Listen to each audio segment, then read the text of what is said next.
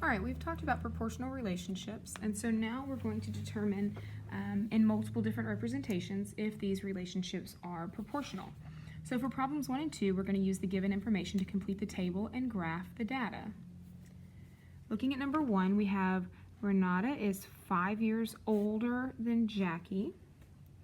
Write an equation that can be used to represent Renata's age in terms of Jackie's age. So Renata is Jackie's age plus 5 more years. So she's 5 years older, okay?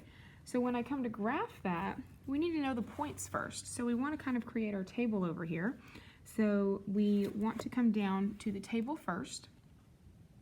And if Jackie is 0 and Renata is 5 years older than Jackie, then we say 0 plus 5 gives me Renata's age, okay? And we want to say output, which is 5, over input, which is 0, but anything over 0 is undefined.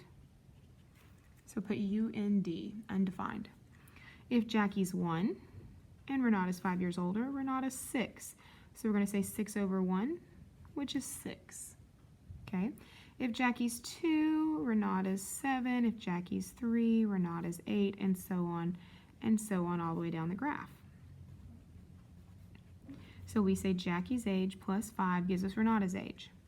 You want to look at your ratio and only simplify it if it simplifies to an integer. If it doesn't simplify to an integer, you don't have to bother simplifying it. And because this is such a small space, I'm going to do it like this: 7 over 2, 8 over 3, 9 over 4, and then we know that 10 over 5 equals 2. So we would say R over J.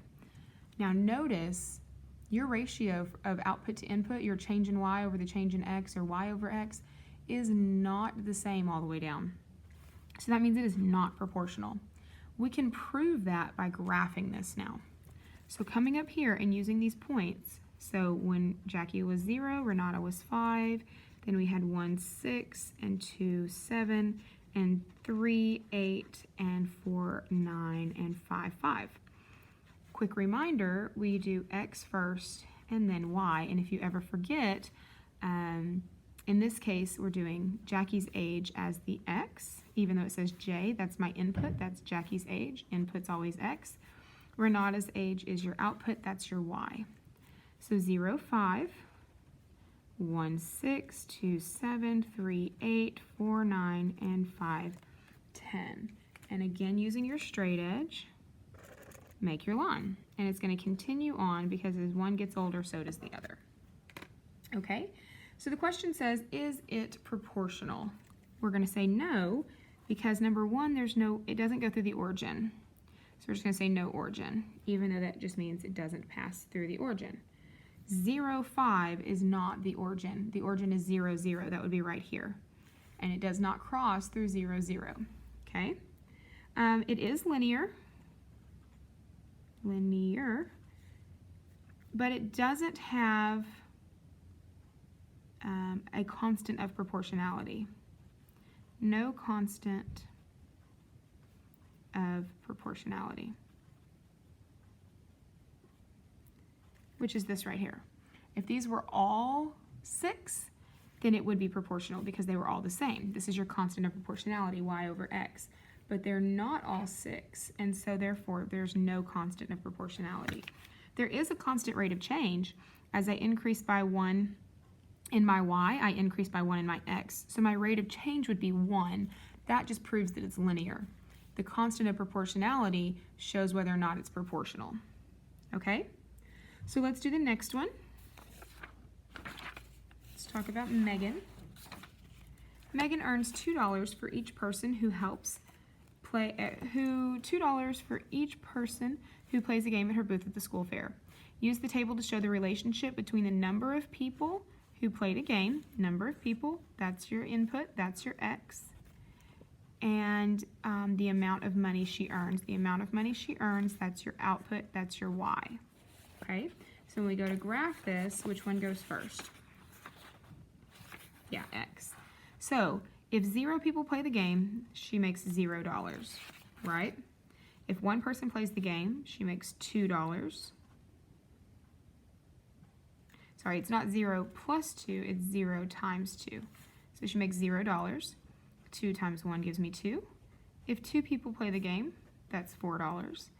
3 people, $6. 4 people, $8. And 5 people, $10. So we're going to say 2p. All right? So when we do our ratio, we have 2 over 1 equals 2. 4 over 2 equals 2. 6 over 3 equals 2. 8 over 4 is 2. 10 over 5 is 2. And then it would just be m over p. So my constant of proportionality is the same all the way down. So what does that tell me about my graph? That tells me that it is in fact proportional. I have that constant of proportionality. As far as writing my equation, we did that right here. So we would say that the amount of money earned equals $2 per person times the number of people who attend. All right, so let's go ahead and graph that. We have 0, 0. There's my origin.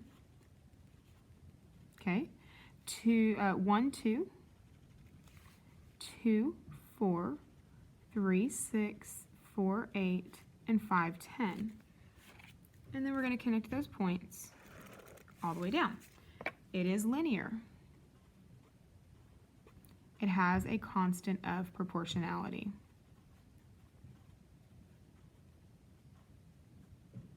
I don't think I spelled that right. Proportionality. Okay, so all of this makes, yes, it is proportional. If any of it's missing, it's not proportional. So if it doesn't go through the origin, or if it's not linear, or if it doesn't have a constant of proportionality, it's not linear, it's not proportional. So now using what we did here, I want you to attempt these two on your own.